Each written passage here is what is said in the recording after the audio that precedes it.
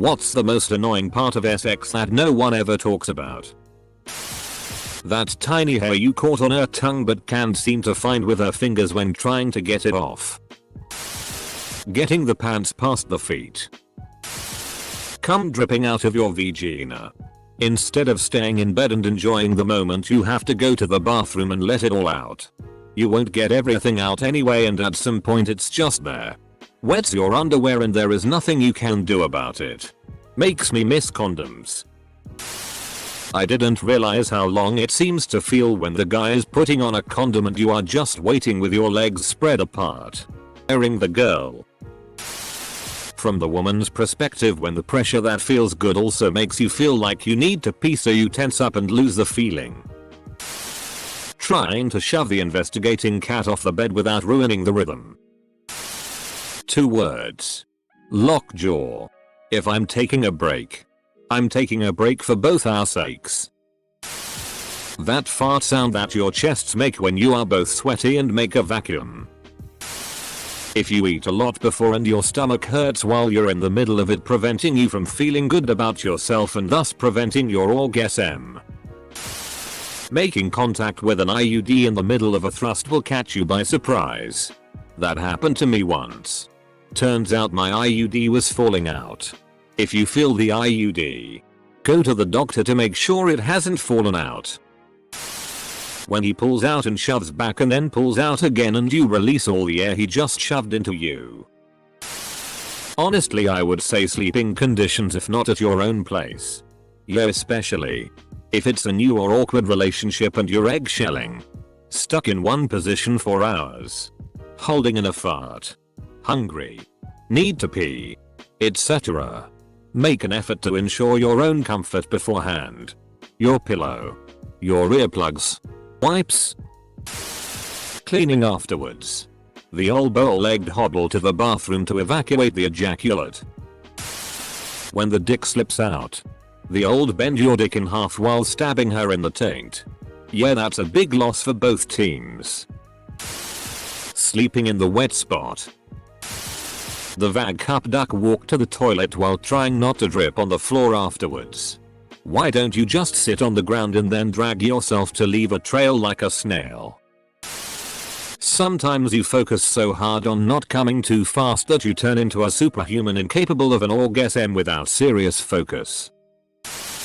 When you somehow have her finish first.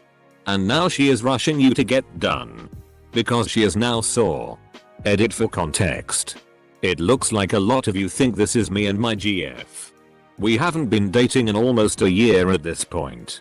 It's funny too because I was too wide for her and she was too small. But we had the most difficult time having sex. We tried lube and such. But even then she could never finish. Then after we played around for a few months, we discovered her sweet spots. Then this problem started to happen. So, you could say I am better being all touchy feely instead of poundy smashy. When you have both been going so long that orgasming becomes too hard, so you both give up on the endeavor. The sex can be great. But once you hit that point you can end up feeling a little defeated. Changing positions when you're really getting into it. It sometimes breaks the mood. The sweatiness of really long exhausting sex without AC. Edit. A lot of people are saying that's their favorite. While some sweat is good fine. Too much leads to dripping on partner and wet sheets to sleep on and or sliding off dick sliding out. And dehydration and cramps. As someone who gets sweaty after a while. A nice cool room and cool sheets is what I prefer. We'll keep each other warm. When he's hitting it just right and you're very obviously into it, so he f-king turns into a jackhammer, completely ruining the perfect pace. Depth. Angle. Roughness. Etc. Even worse when you literally say, just like that. And then he proceeds to change what he was doing. Like. No. I said just. Like. That. If you go harder. It's not just like that anymore. Is it? Where in your mouth and eyes. Hip cramps. Dick slipping out. When I think my period is over and then the dick suctions out the last bit of goop. self cleaning come out of your belly button is incredibly hard. Edit okay. Yeah, I take showers. I know how to clean. Yes, I have a very deep belly button with crevices. Thanks for the advice. Next time I'm lucky I'll have a cold Q-tip on hand. Edit thank you for silver kind stranger. I call it the gene pool. Edit. Thanks for the upvotes and accolades. Reddit enjoyed this way more than my wife does. Kids. When they try and interrupt or because they're a result of sex. That post-nut clarity of realizing you just had sex with someone you shouldn't have. Having to come up with a reason to leave without making them feel bad about it. I've got to return some videotapes. Uties. They are super common for women if they don't pee right after sex. The rubber smell. If you are smelling burning rubber, slow down. The 22 years before you have it. And the 6 years. 7 months. 14 days before you have it again. Attaching your penis. When your vibrator died right before you orgasm. The awkward moments when sometimes the clothes just don't wanna come off. Like sometimes the pants are just too tight and you have to do those weird maneuvers from the position you're in to get them off. It can completely ruin the vibes. I've never understood this. The awkward clamoring to get clothes off certainly makes me feel like I'm not portraying the sex goddess I want to be in my head. But I can't imagine any person being like, yeah. Sorry, but the way you're leaning over to get your pants off really killed it for me. How awkward shower sex actually is instead of the SI fantasy of it that most have. Nearly passed out from eating out a girl in the shower once. She was really tall. So I just got on my knees and went to town. Turns out that all the water running down her body basically waterboards you. I finished the job. But it was traumatizing. That sometimes it's not just be horny. If you worked a 10-hour shift and just came home. You just want to sleep. Not FCK. SX requires time. Mood and energy. One of them alone can't do nothing. Two of them can give you a SX. SX farts. Mysterious liquids staining the sheets clothes. Some blowjobs can be very messy. Having to do an enema before doing an L. Trust me on this one. And no communication from either party on what to not to do. Bonus point. Guys. Trim and file thy fingernails. Hope that she gets her period next month. No one else. Seriously? Just me. Everyone in Starbucks telling you to stop. Cramps? You need to stretch before foreplay. If you stretch after foreplay or mid-humpies, you risk losing a boner due to shifting blood flows. Tip. Do hip flexor stretches. And shoulder stretches. Hips will cramp and cause pain. Not honestly knowing what you're supposed to do half the time. Raccoons. Trying to please your partner while simultaneously getting your own. My orgasm comes when I've mentally checked out focusing on nothing but what I'm feeling while my girl needs to see my face and hear me make noise for hers. So it's a constant battle between trying to find the midpoint of the day. Not having it. Having to untie shoes and take your pants off when things are hot and heavy. It's like the scenes in action movies where the hero is out and about wrecking shop. Then has to take an elevator to a different floor to fight some more people. The queefs. The annoying part is people rarely share their tricks. For instance, a friend once told me he had a one-night stand. Went out, had drinks. Did a lot of drugs. Went back to her place to FCK.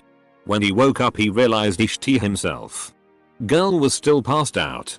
So he scooped his own shit and without disturbing her, he rubbed it on her ass and between her cheeks. He got up and left. What the FCK did I just read? One thing rarely, if ever, discussed during the act. Hands and lips and everything seemingly can go anywhere. Everywhere. Bite this. Lick that. Touch this. All good. And then When it's over, suddenly it's magically off limits and a person has, understandable, personal space again. It's strange when and how that happens. You know how there's whiskey dick when you're too drunk to get hard? What happens to me sometimes instead is that I can get it up. But it is incredibly hard for me to come. It's nice at first because you can last longer. But then it gets annoying because all you want to do is finish. I've had to pretend before because if not it can awkward to explain, and I've had a girl get mad at me and leave because she thought I was lying and it was because of her. I take an antidepressant with 2 side effects. 1. It makes me feel normal so I can be a good partner in a relationship. 2. It makes it really hard to orgasm. These 2 things do not go together well. When it comes to gay sex, the preparation. I mean, we talk about it to each other a lot. But the straight solo don't get as much education about it. So put your learning caps on, kids. When an LSX is the main dish, you have to make sure you eat well, less grease or fiber, or else you're constantly douching your sacred PSR gem, which is still recommended if you know you're going to have sex soon. You always have to have lube. Some people need poppers, mild inhalants that loosen your sphincter. It's a whole ordeal. The towel between the legs waddle to clean up. Dudes like the top comment that need to just f***ing go for it already. Banging away for 45 minutes is boring as hell. Don't make me wish I'd brought a magazine. Get your partner off. Then do your 2-minute grunt fest. Don't drag it out. Waiting for them to calculate your change. Sleeping on the wet spot. If it's a hookup, finding out their dos and don'ts can be kinda awkward, annoying in the heat of the moment. I'm not trying to be a dick here. But how do you motherfuckers not just keep a box of tissues or a roll of TP within arm's reach of your bed? I mean, damn. Even if you aren't getting any, don't you ever have to blow your nose, or are you doing that all over your sheets too like some kind of goddamn animal? That they keep forgetting your name isn't help. The kids were watching. Better than participating. The 45 minutes of begging.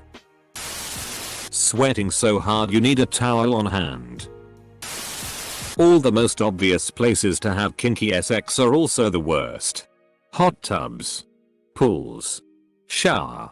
All come with horribly awkward friction. Beach, picnic, woods. All come with sand or dirt or no nice place to get comfortable. Developing feelings for your casual hookup without them being reciprocated. When she won't sing Lonely Island with you. What a f***ing workout it is. You watch these P-run stars go for 60+ minutes and they barely even look winded. Then I got for like 10 and I'm f***ing dead, and I'm not in bad shape. Worst part is I need a very specific rhythm and intensity to actually get off. And sometimes I don't have the stamina to keep it up long enough. Nothing is more frustrating than feel like you're right before the point of no return. Only to have your body literally give out. When you have to hide in the closet when her man comes home for lunch. R. Kelly? When you're jerking off staring into the mirror but your reflection keeps finishing before you do. When she wants to cuddle after but you are a post-skeletal touch me not. I'm burning up and trying to breathe. Give me a couple of minutes. This guy tried to spoon me straight after and I told him he was literally just inside me. Please give me some space. The cleanup? What to do with used condoms? Staple them to your bedroom wall obviously. Boil and reuse. I use them as Tupperware. Save them to impregnate the aliens from Area 51. When you put on a full face of makeup to seduce your partner but then you're anxious about it smearing all over the f***ing sheets while you're getting plowed. So much talk of cleaning up after a guy comes inside of you. I'm absolutely terrified of pregnancy, so I never let this happen. Now I'm starting to think I'm the weird one. Do all of you want kids? Are you sterilized? Really great birth control? Living life on the edge? Everything related to an L sucks. But I guess people talk about that. maneuvering to surround my dong. Hearing about all the SX redditors apparently have while not being able to relate because you lack the interpersonal connections that make SX possible desirable. Shower SX really isn't that great. How long it takes to finish her off when going down on her. The other way around as well. I have always told guys not to bother getting me to come from oral. It takes too long and is complicated, and after a while I get bored. Don't get me wrong. I love receiving. But it's not something I need to orgasm from. It's a really enjoyable warm up. Smells. Ass. Sweat. Feet. All mixed into one. Those smells can be so hot though. May sound gross. But it's natural. Returning the clown costumes. When guys suck at it completely. Like no foreplay. Think going as fast and hard as possible from the beginning is how you're supposed to do it. And then there's the two pump chumps. Especially if you tell them how to improve and they don't listen cause they've never had complaints before. Yeah, probably cause they were too shy to say or were into rough dry SX. But not everyone is. Getting your partner to sign the non-disclosure agreement. For me it's looking human. I don't have a no face. Just the same unamused default look everyone has on their face. I'm also quiet. I'd f*** how to act like a basic human. 4 annoyances come to mind. All semen related. So evacuating the jizz from your asshole afterward. It's like a really undignified wet fart and it feels weird every time. Also getting cleaned up. Putting on new underwear. And having leftover cum drip out of your PSSY and ruin your freshness. Also having to clean jizz out of your nose if the cum shot hits at the wrong angle. Everything smells like penis for an hour or so when that happens. A male ejaculation. Squirting feels great but it's annoying as hell because it's a lot of cleanup. I often stop myself from squirting to avoid having to do laundry, shower, and make the bed. Haha yes. 1. Foreplay. I have some medical issues so I run tight and dry. Takes a little while to get me warmed up and then a little while to get me lubed up. My husband is wonderful and patient. But there's some days where I don't want the trouble and just want to get straight to the action. 2. Cleanup. I'm prone to UTIs so I have to pee immediately after and can never just lay in bed and cuddle. I also have to shower and get all the lube off of me pretty quickly. And we use silicone. So cleanup is a bitch. Husband likes me to rub his thighs after SX. So I usually pee. Wipe up as best as I can. Come back and sit in bed with him for 10 minutes or so. And then we'll hop in the shower tub together. Both of these combined make quickies nigh unto impossible for us. Ugh. Deflating the blow up doll. When you're close to orgasm and the finger slips off your clitoris. I'm obviously late to the party. But this. Very often. SX is so much more spectacular in your head compared to SX IRL. I'm not saying SX IRL is bad. Just saying the mind has its own ideas that sometimes don't work out in practice. Semicolon. Also. Getting my wife to agree to it. Sometimes you just aren't long enough to make a position work.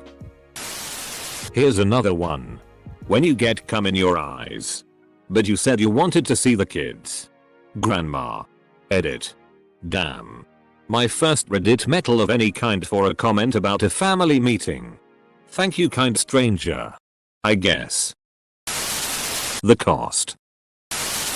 Asking if she takes credit.